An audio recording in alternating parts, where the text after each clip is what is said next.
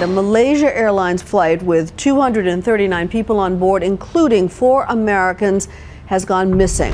For over a decade, the disappearance of Malaysia Airlines Flight MH370 has stood as one of aviation's most haunting enigmas. Malaysia 370, this is Kuala Lumpur. Do you copy?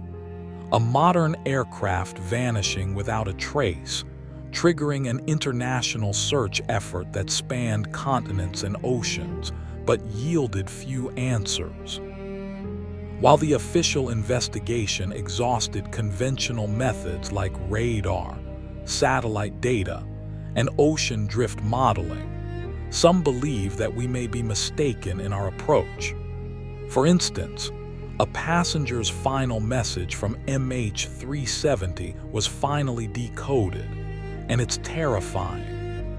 As new data continues to stir debate and inspire renewed search efforts, it just might offer the missing piece to one of the world's most perplexing tragedies.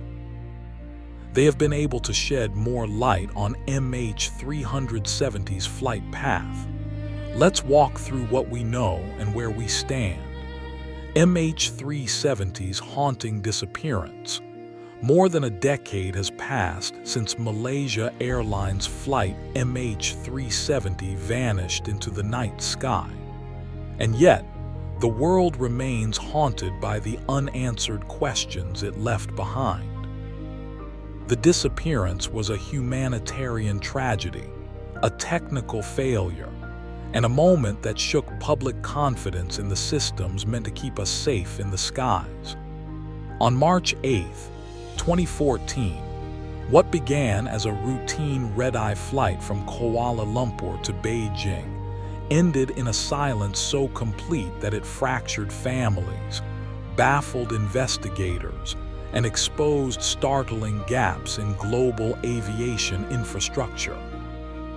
With 239 lives lost and no definitive explanation, MH370 became not only one of the greatest mysteries in modern aviation, but also a symbol of how, even in an era of satellites and real-time tracking, a massive commercial aircraft could simply disappear. So, what do we know so far? Well, let's go through the facts one by one. The plane, a Boeing 777-200ER, departed Kuala Lumpur International Airport at 12:41 a.m. local time. Aboard were passengers and crew from 14 different nations, the majority of them Chinese nationals. The flight was expected to arrive in Beijing at 6:30 a.m., but just over an hour into its journey, everything changed. At 1:19 a.m., Captain Zahari Ahmed Shah radioed air traffic control with what would be the final known words from the cockpit. "Good night, Malaysian 370. Good night, Malaysian 370. Minutes later, the aircraft's transponder went dark near the away point, a critical airspace transition zone between Malaysia and Vietnam. Then something even more perplexing occurred. The aircraft veered off course in a deliberate arc back across the Malay Peninsula and out over the Andaman Sea. Its path reconstructed later through primary radar and satellite handshake data. No distress call was made. No emergency beacon was activated. For several hours, the aircraft continued a strange, meandering journey before ultimately vanishing over the remote southern Indian Ocean. Initial efforts focused on the South China Sea, based on the assumption that the aircraft had continued on its intended path. Only after painstaking analysis of Inmarsat satellite data did investigators pivot westward, realizing the plane had likely flown for another 6 hours in the opposite direction. This triggered one of the most complex search operations in aviation history, involving the Navy's satellites and deep-sea technology from over 26 countries. Despite these efforts, nothing substantial emerged in the first year. It wasn't until July 2015 that a wing flaperon washed ashore on Reunion Island, thousands of kilometers from the projected crash zone. This confirmed for the first time that the aircraft had met its end in the Indian Ocean. Over the years, more fragments were discovered, such as interior cabin panels, wing parts, and even pieces of the engine cowling scattered across the shores of Africa and the islands of the western Indian Ocean. Yet, the main fuselage, cockpit, voice recorder, and flight data recorder, collectively known as the black boxes, remain missing to this day. The disappearance of MH370 exposed troubling vulnerabilities in global aviation. Most commercial aircraft are not continuously tracked over open oceans. Real-time location data is not always mandated or integrated between countries, and critical decisions in the early stages of a crisis can be mired in bureaucracy and diplomatic hesitation. In MH370's case, precious hours were lost in the confusion about who should be responsible and where the plane may have gone. For the families of those on board, this compounded the grief. In 2018, after several years of failed searches by governments and agencies, a private American company called Ocean Infinity took up the mantle. They used autonomous underwater vehicles to scan vast swaths of the ocean floor in a high-tech, data-driven approach. The company even offered a no-fine, no-fee contract to the Malaysian government, promising not to take payment unless the aircraft was located. Although their mission ultimately concluded without a breakthrough, it reignited global attention and interest in finding the truth. The tragedy of MH370 also birthed a new wave of speculation, conspiracy theories, and armchair investigations. Was it a mechanical failure, a hijacking, or something more sinister? The lack of conclusive evidence has created fertile ground for everything from plausible technical theories to far-fetched science fiction. Some investigators believe the aircraft was flown deliberately off course and crashed intentionally in a remote area to evade detection. Others suggest catastrophic decompression or electrical failure that disabled systems and incapacitated the crew and passengers. Still, others point to more shadowy explanations involving military exercises, geopolitical cover-ups, or even extraterrestrial encounters. Still, there is hope. In 2024, the Malaysian government signaled willingness to reopen the search if compelling new evidence emerged. Ocean Infinity expressed readiness to resume operations with enhanced underwater scanning capabilities and improved data analytics. As technology advances, so does the possibility of finding that one elusive clue that could finally provide the answers that have remained buried for so long. For now, let's understand how a plane can disappear literally in thin air, vanished without a trace. Well, over the years, experts have come to agree that MH370 did not vanish due to a mechanical failure or spontaneous accident. Instead, it was likely the result of a carefully executed plan by someone intimately familiar with commercial aviation, radar systems, and international airspace protocols. Supporting this hypothesis is one of the earliest and most decisive moments in the flight, the manual shutdown of the aircraft's transponder at precisely 1:21 a.m. The transponder is not something that can malfunction quietly or shut off on its own. It must be deliberately turned off from within the cockpit.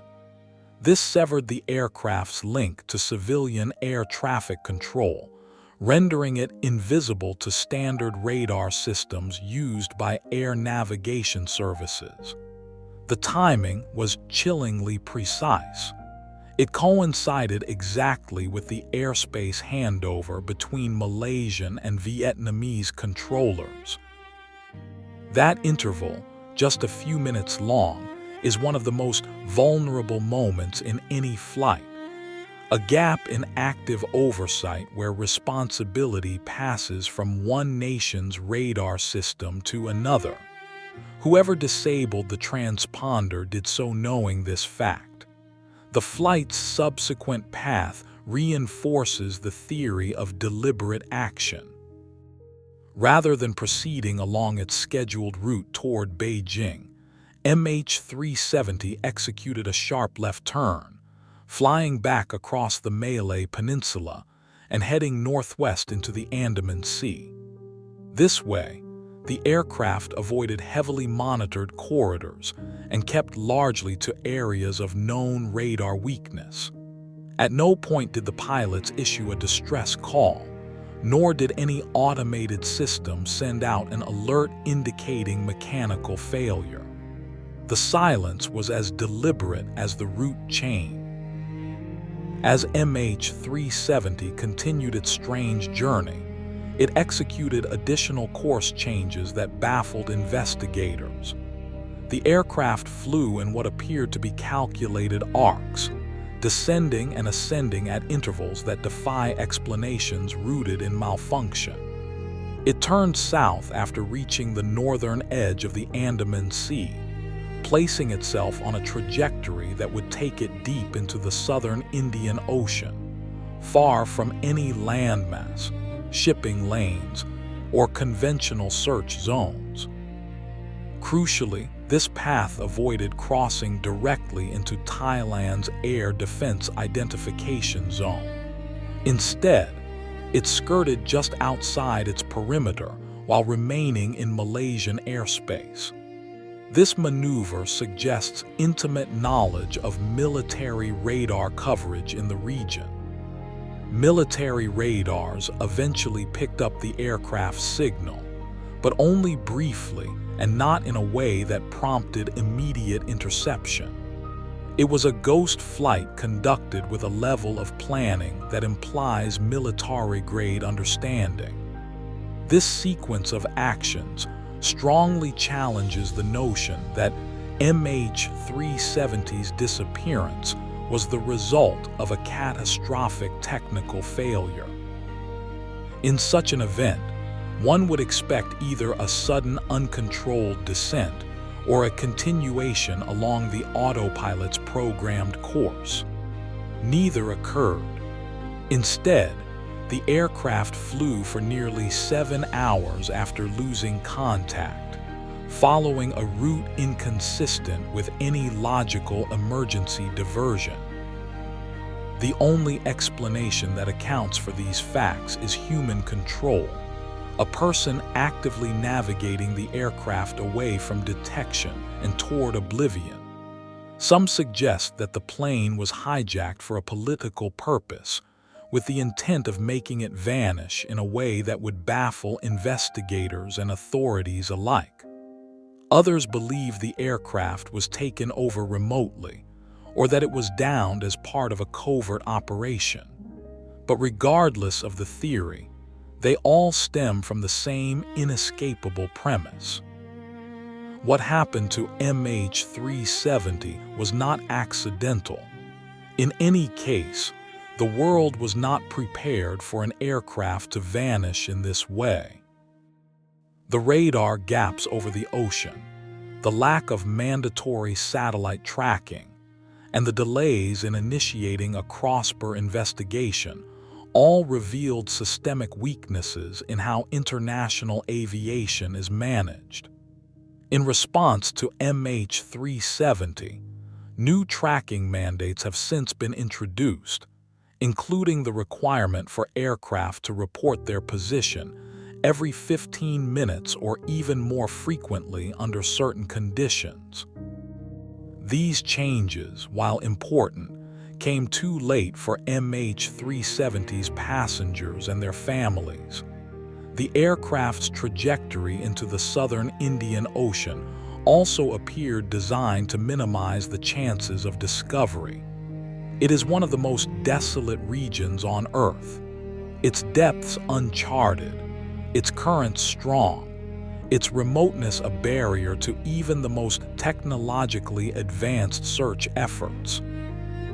The underwater search covered over 120,000 square kilometers and cost hundreds of millions of dollars, but turned up nothing conclusive.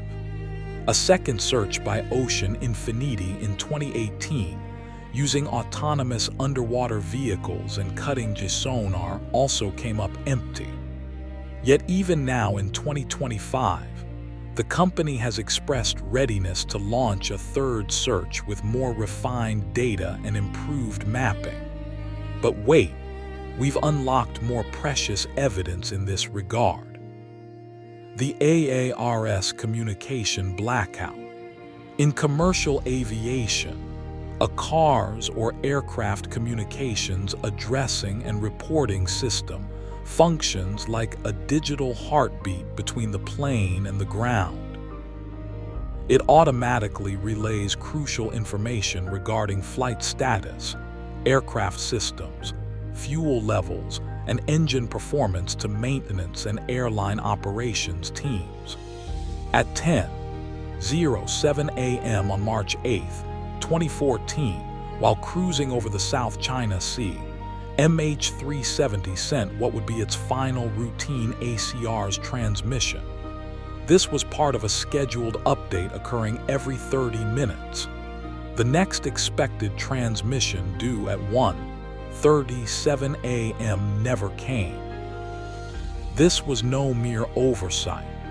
AC does not simply stop transmitting without cause, and its scheduled pings are automatic. If the system goes dark, it usually indicates one of two possibilities. Either it has been manually turned off or the aircraft has suffered a severe electrical failure.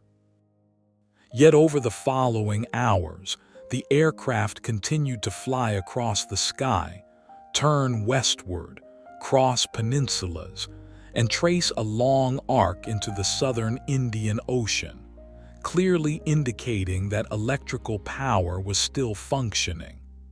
The likelihood of a total power failure in this case is practically zero. In the event of a complete electrical system collapse, the Boeing 777 is designed to activate its ram air turbine, or RAT, a small propeller-driven emergency generator that provides power to vital flight systems. There was no indication that the RAT ever deployed. Likewise, there was no evidence that the aircraft's auxiliary power unit or engine generators stopped functioning. These systems, which provide electrical redundancy, would have kicked in immediately to support flight-critical operations. Yet, AURS remained silent.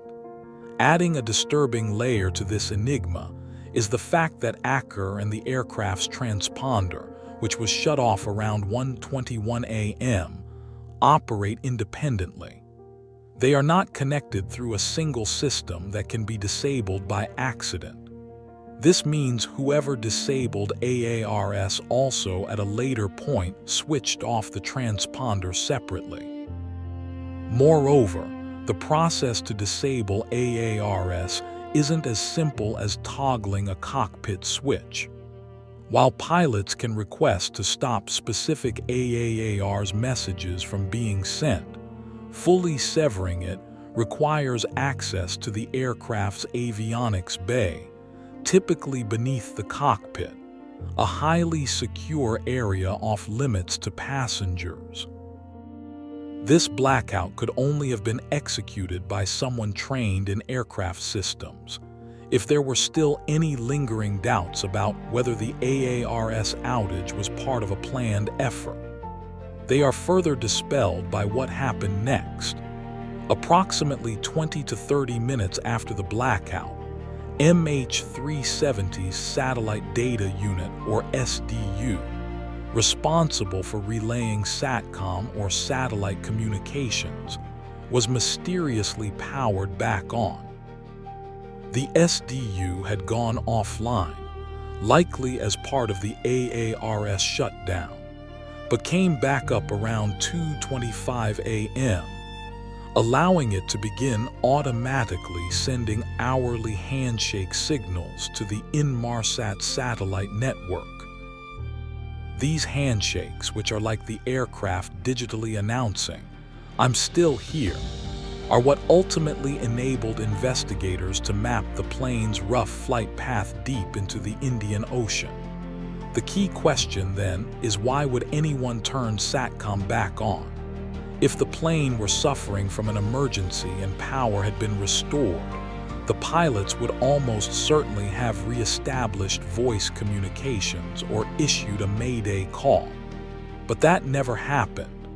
There was no voice contact, no emergency beacon. The decision to reactivate SATCOM while leaving other communications dormant is one of the strangest and most suspicious elements of this entire case.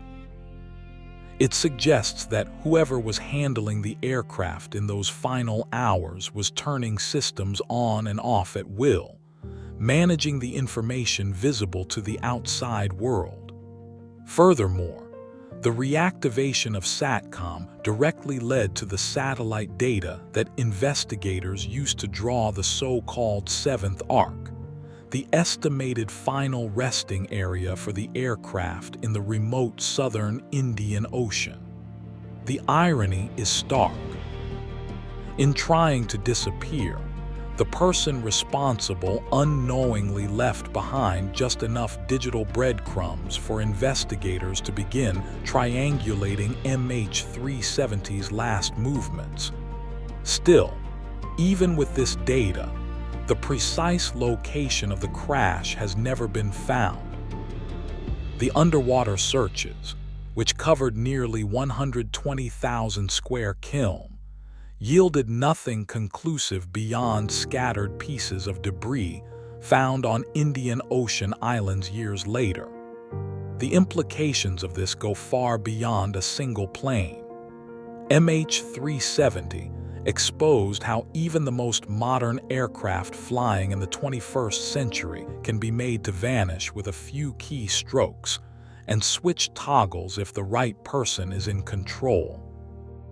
It also showed the aviation industry's blind spot in real-time aircraft tracking, a gap that has since prompted widespread reforms, including global satellite tracking mandates and newer systems that transmit location data every 15 minutes or less. Still, these reforms came after the fact, and they do little to ease the anguish of the 239 families whose loved ones were aboard that flight. Putting emotions aside for a while, what did the handshakes tell us?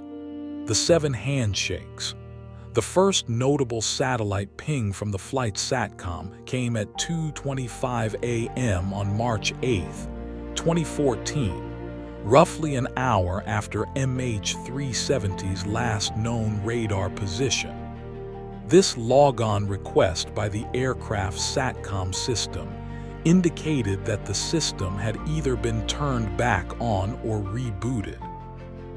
The aircraft's SATCOM had gone offline shortly after the transponder was switched off around 1:21 a.m., severing active contact with the ground.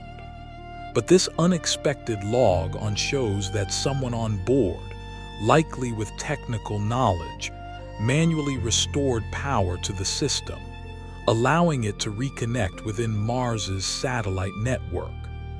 The SATCOM handshakes do not contain Jeep's coordinates or detailed flight data. However, each ping includes a signal delay timestamp, which is essentially how long it took for the signal to travel from the aircraft to the satellite and back. By calculating this delay and combining it with the known position of the satellite in geostationary orbit, investigators could determine the radial distance of the aircraft from the satellite at each handshake. Imagine a giant circle stretching out from the satellite. The aircraft was somewhere along the circumference of that circle at the moment of each ping. By intersecting these circles over time and analyzing additional variables like Doppler shift, which is the change in frequency caused by the movement of the plane relative to the satellite, experts were able to determine two potential flight paths: a northern corridor stretching across Central Asia and a southern arc descending into the Indian Ocean. Of these two routes, the southern path became the focus of search efforts. Several critical factors pointed toward this conclusion. Chief among them, the Doppler shift analysis, which matched the frequency changes expected if the aircraft had been heading south. Inmarsat, initially unsure of how reliable this data was in isolation, rigorously tested their methods on other aircraft flying in known routes and consistently replicated accurate location and motion readings. Their findings, confirmed by independent aviation experts and adopted by international search teams, suggested that MH370 had flown for hours over open ocean, eventually running out of fuel and plunging into the sea, far from any radar coverage or flight path. 6 full handshakes were recorded after the 2:25 a.m. log-on at approximately 3:41, 4, 41, 5, 41, 6, 41, and 7:41 a.m., and finally at 8:19 a.m., these hourly handshakes revealed that MH370 remained airborne for nearly 7 hours after its transponder and Rs were disabled. An extraordinary and unnerving realization.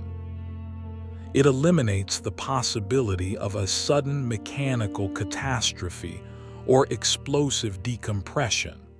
The plane didn't go down quickly. It was still flying long after the world had lost track of it. And if the plane was in controlled flight for that entire time, it raises far more questions than it answers. Chiefly, why? The final handshake at 8:19 a.m. is particularly important.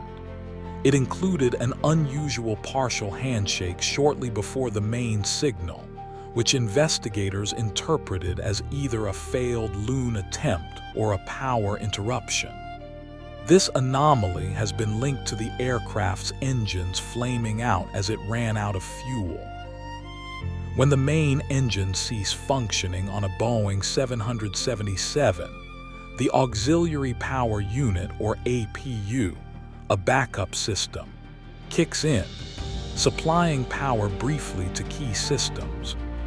This brief window of APU power likely allowed for one final full handshake with the satellite before the aircraft plunged into the ocean, resulting in total signal loss.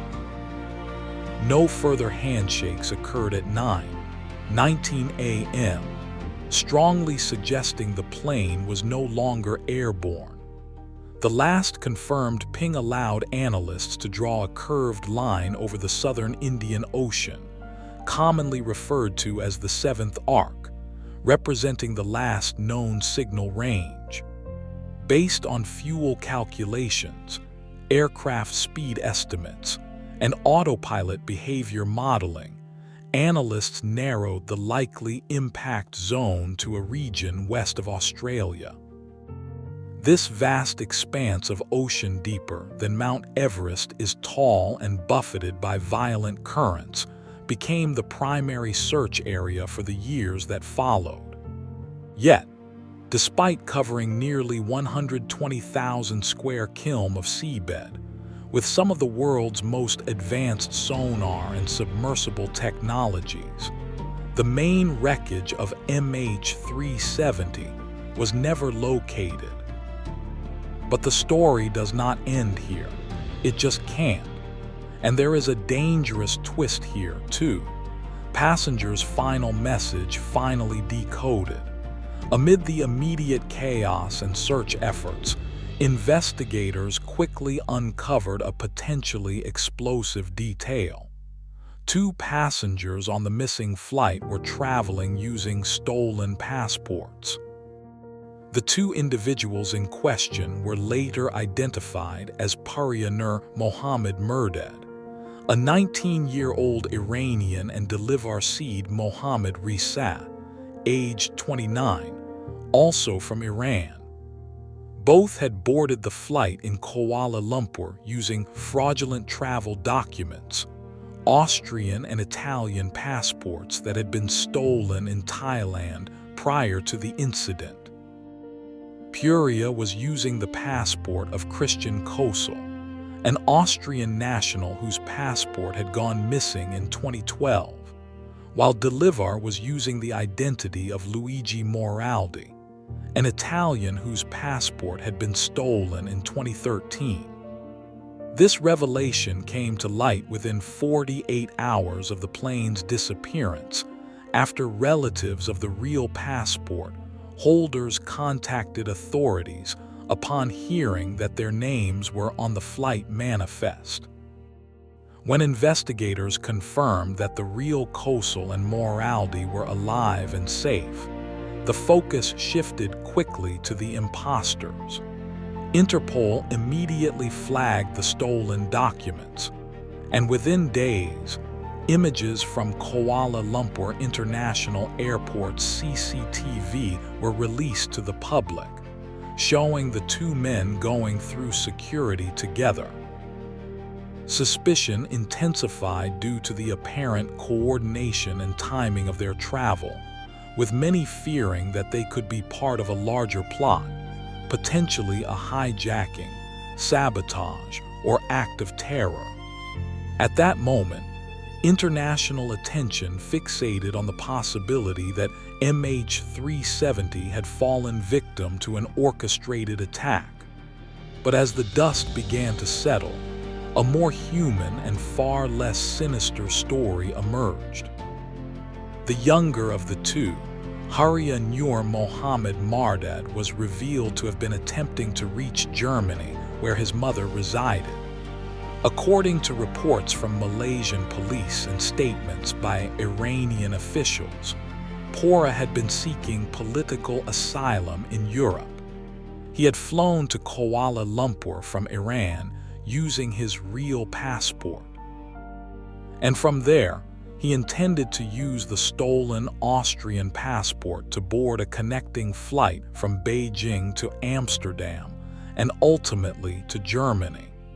He was accompanied or assisted by human smugglers, and his actions reflected a desperate attempt to flee Iran's increasingly oppressive conditions and seek a new life abroad. His companion, Delivar Seed Mohammed Risa, was less publicly profiled, but evidence suggested he too was trying to migrate illegally to Europe, possibly also as an asylum seeker. No trace of extremist connections, criminal records, or aviation training was ever uncovered for either man. Interpol eventually stated that both individuals were likely victims of a people smuggling network rather than perpetrators of any malicious plot. Despite these assurances, the global unease was understandable. The fact that two passengers with falsified identities had boarded a commercial international flight undetected highlighted serious gaps in aviation security and international border controls. At the time, Interpol maintained a database of more than 40 million stolen and lost travel documents. Yet airlines and immigration authorities in many countries, including Malaysia, did not routinely check passenger data against it. A new hope. The search for Malaysia Airlines Flight MH370 is back on. Since the Boeing 777 disappeared on March 8, 2014, with 239 people on board, multinational efforts have scoured vast swaths of the ocean, but ultimately failed to find the main wreckage.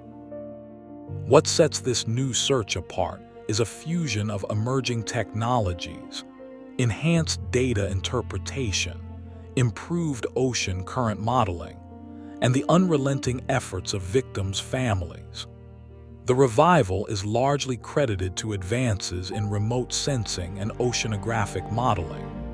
Synthetic aperture radar, or SAR, capable of reprocessing historical satellite imagery with exceptional clarity, is now being used to reanalyze data captured in the weeks following MH370's disappearance.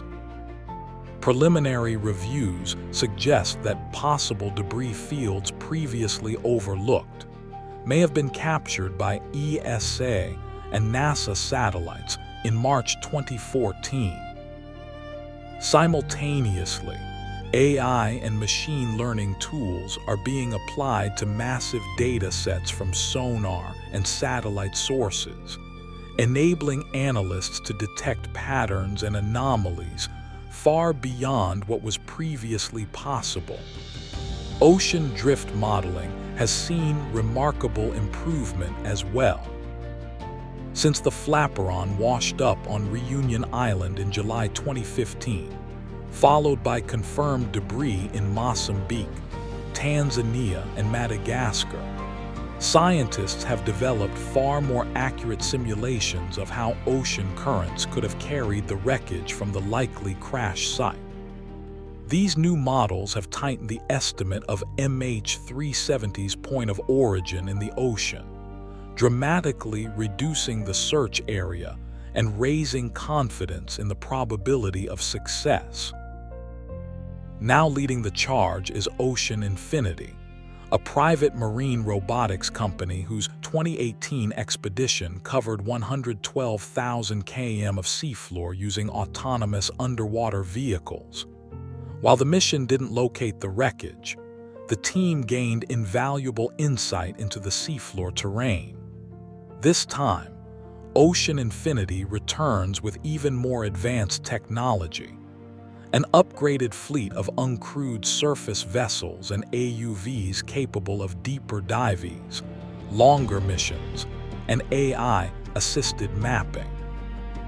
These machines will operate in one of the world's most remote and turbulent maritime zones, with seafloor depths reaching over 4,000 meters and unpredictable weather systems, potentially requiring up to 18 months of operations.